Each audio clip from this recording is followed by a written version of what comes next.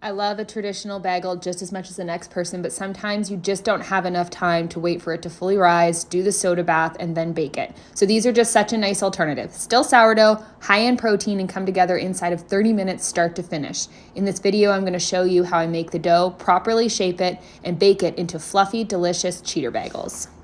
And I don't want to mislead anyone into thinking that I don't love a good traditional, like New York style sourdough bagel. But sometimes you just don't have the time to do all of that.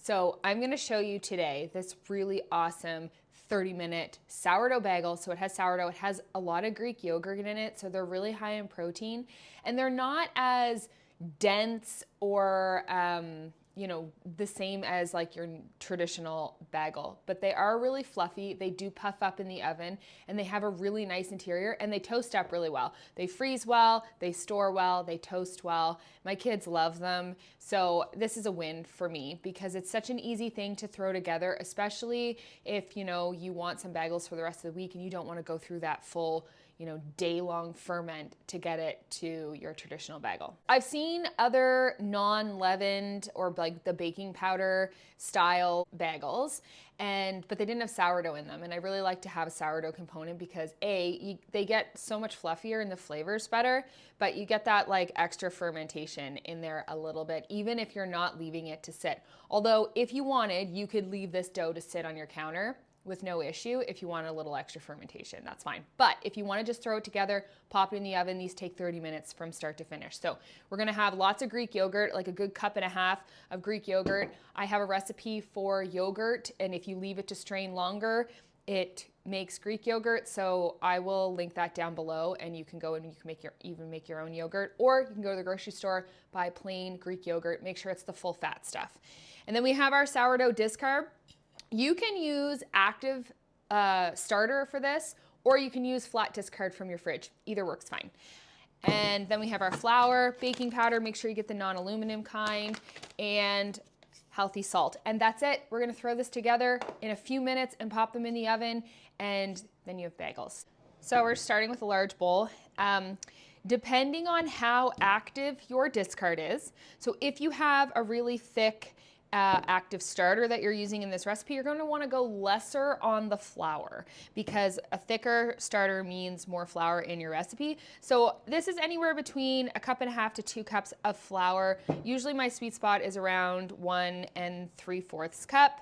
And my discard today is pretty runny, so we may have to add a little more flour at the end, and that's totally fine. So we're gonna do our cup and a half of our Greek yogurt, 1/4 cup or 1/4 cup of our sourdough discard. So it is a little bit thicker, like it's not pouring out like milk or anything, but it doesn't have a lot of activity in it. So just something to keep in mind for when you are using, if I hear people say, I had to add so much more flour than the recipe calls for, that's probably just because your discard is just really soupy, and that always makes a difference in your recipes, whether it's cinnamon rolls or any discard recipe that you're gonna make. We're just doing 2 teaspoons of baking powder.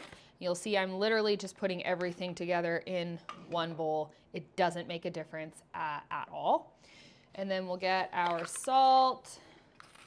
I usually do like about a teaspoon of salt. And then we're just gonna mix everything together. So I find that because this is a kind of a different style dough, it's a bit more crumbly, kind of like a biscuit dough, but obviously there's yogurt instead of butter in this.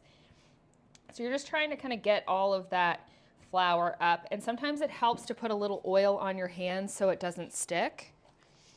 So we're just gonna kind of pour that out onto the counter, and we're just gonna knead it briefly. So we're not gonna use that. If you have to add a little bit of flour to the counter, that's fine. But kneading it briefly kind of activates the gluten in that sourdough starter and kind of gives your dough a chance at being a little fluffier. So I like to knead it for like 3 to 5 minutes. And if you need to add a little bit of flour to your counter, you can do that. This doesn't really seem to to knead it.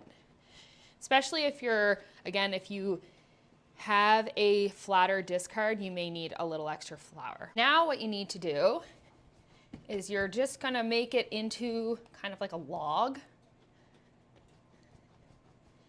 And the dough should feel fairly soft at this point, but it's gonna be rough on the surface because it's more, you know, it's more like a biscuit dough. So once you get it kind of positioned in your log, just gonna take your bench knife and find your middle point, and then we're gonna make this into 6. So cut down the center, and then in 2, or as equal as you possibly can, cut that into 2 more. So this side's a little bit bigger. I'm gonna show you 2 different ways that you can shape these, and you can kind of decide which one works the best for you. The first way is we're just going to roll them out.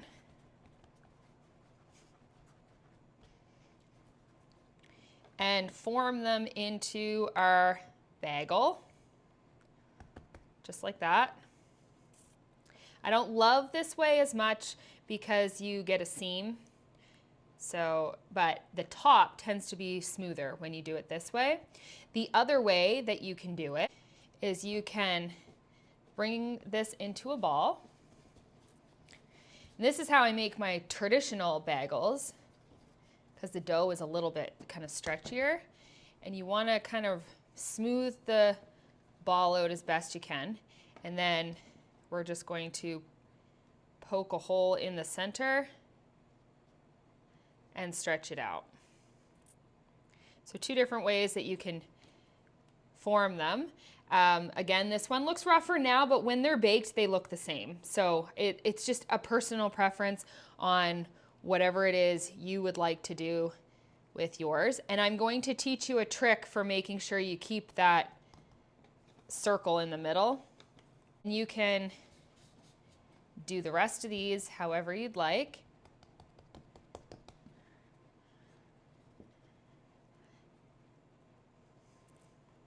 Okay, you will roll this one. If you are rolling them, trying to make sure that the ends are as puffy as the middle so that you have a more even bagel. Okay, so those are the 2 different ways that you can do them and shape them up. And now I'm gonna show you kind of like how we add our toppings, and then also a trick for keeping that circle in the middle. So you wanna make sure that when you have them on your pan, you're gonna do an egg wash on them. And the reason that we do the egg wash is because we want our toppings to stick. But even if you're not doing toppings, even if you're just sprinkling with some salt or you're not doing anything at all, you want to kind of give the tops of the bagels kind of that illusion that we did our soda bath. So this shines them up and makes them look more like your traditional bagels.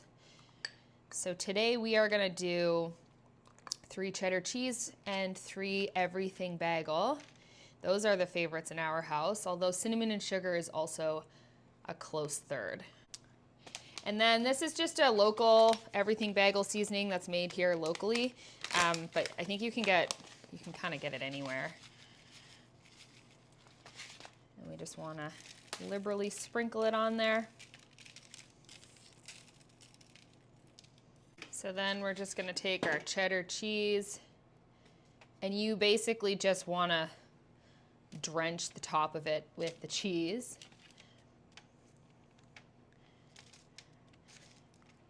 That's what makes it the most delicious.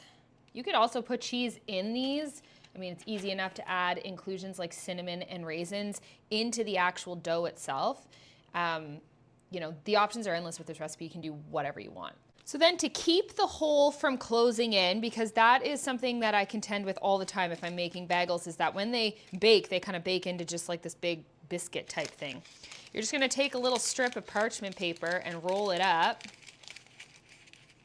and we're gonna put it right in the center of our bagels. And when we do that, actually I'm gonna go the other way. When we do that, we're only baking it this way for the first half of the bake. So 10 minutes with that in, and then we'll take it out and let it finish its bake. But it just makes the most perfect bagels, and it makes it so that the holes don't close in on you. Okay, so we have those all set.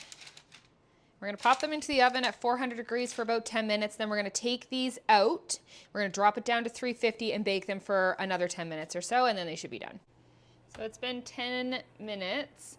And we're just gonna reach in and pull these out of the center, and we'll let them continue to bake at 350 for the remaining 10 minutes. And you'll see the holes didn't close in, so the internal of how much it's gonna rise has happened. It's kind of like sourdough, so the first half of the bake.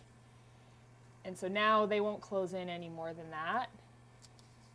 And we'll just finish baking them. Whoops.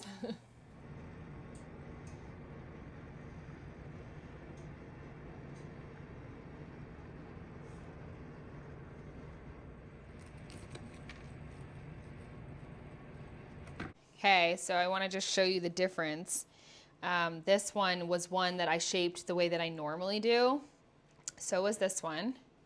These ones were the ones that we rolled and crossed. And I mean, they still work fine, but I'm just not a huge fan of that way of shaping. And you can see that as the tops end up looking the same anyway. So even though they're a little bit rougher when they go in the oven, they come out looking the same. And in my opinion, they just hold a nicer shape. So that's how I like to shape mine. But as you can see, these are so soft. So soft and pillowy on the inside. They're delicious. I love them.